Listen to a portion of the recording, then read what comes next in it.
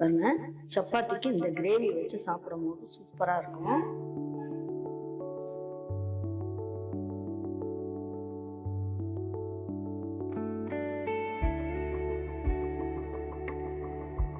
இந்த முட்டை கிரேவி அட்டகாசமா இருக்கும். வாங்க இதை எப்படி போய் செய்யலாம் அப்படிங்கறத வீடியோக்குள்ள போய் பார்ப்போம்.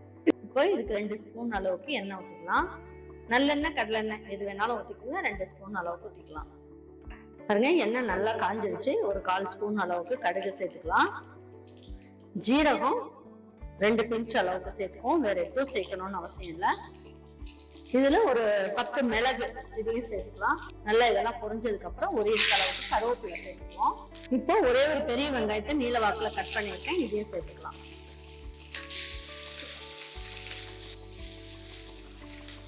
பாருங்க, இந்த முட்டை கிரேவிக்கு நம்ம வந்து என்ன பண்ணலாம், தேவையான அளவுக்கு உப்பையும் சேர்த்துடலாம்.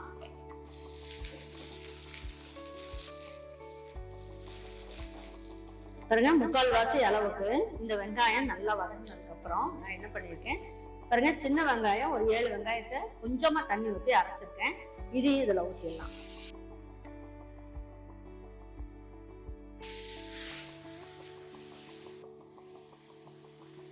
பாருங்க, இந்த ஸ்டேஜ்லயே 1 ஸ்பூன் அளவுக்கு இஞ்சி பூண்டு பேஸ்டும் போட்டுக்கலாம். பாருங்க, இது நல்லா வதங்கிட்டு இருக்கும் போதே இந்த முட்டை கிரேவிக்கு நம்ம என்ன பண்ணலாம், வெந்தயக்கீரை காய வச்சிருக்கோம் இல்லைங்களா, அதையுமே இந்த எண்ணெயிலேயே இந்த இதுலயே போடுங்க. அப்ப வந்து ஸ்மெல் வந்து சூப்பரா இருக்கும்.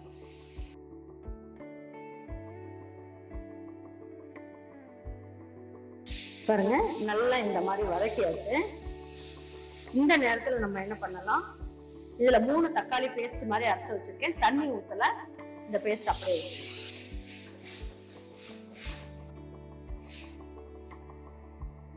பாருங்க. இதுல கொஞ்சமா மஞ்சள் தூள் சேர்த்துக்கலாம்.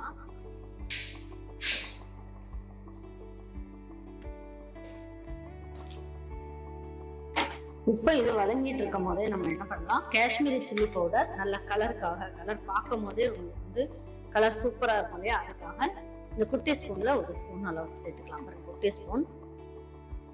இந்த தலை தட்டின மாதிரி 1.25 ஸ்பூன் அளவுக்கு ரெட் சில்லி பவுடர் சேர்த்துக்கலாம். குட்டி ஸ்பூன் தான் இதுவுமே.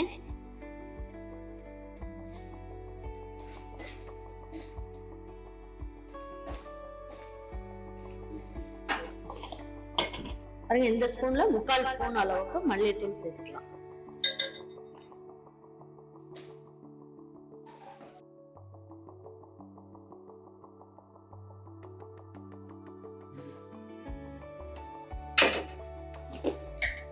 இப்போ இதுக்கு வந்து நல்ல புளிக்காத தயிரா 1 கப்பு, அதாவது ஒரு 10 ml அளவுக்கு சேர்த்துக்கலாம்.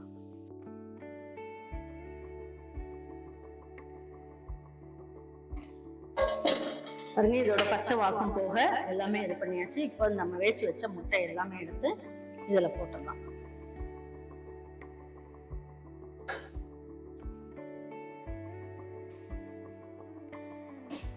இப்போ ஒரு தட்டை வச்சு மூடி வச்சிடலாம். மீடியம் ஃப்ளேம்ல வைக்கும் போது நல்ல எண்ணெய் எல்லாம் பிரிஞ்சு வரும். சூப்பரா இருக்கும் டேஸ்ட். பாருங்க, இப்ப எடுத்து பார்க்கலாம் எப்படி இருக்குன்ட்டு. அருமையா கிரேவி வந்து சூப்பரா இருக்கு பாருங்க.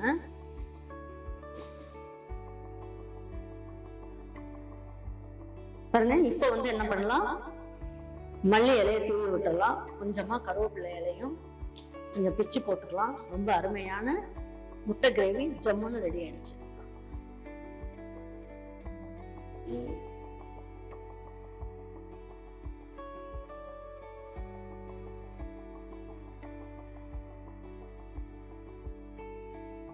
பாருங்க, சப்பாத்திக்கு இந்த கிரேவி வச்சு சாப்பிடும் போது சூப்பரா இருக்கும். முட்டை தான் வேணும்ன்றது இல்லை, இந்த மாதிரி இதை வச்சுட்டு பாருங்க, இதுல கொஞ்சம் முட்டையை வச்சுக்கோங்க.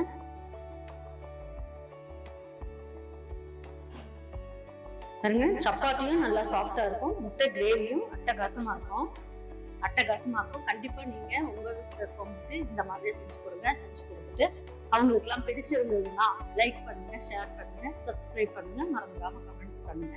தேங்க்யூ ஃபார் வாட்சிங். இதோட சமையல். தேங்க்யூ.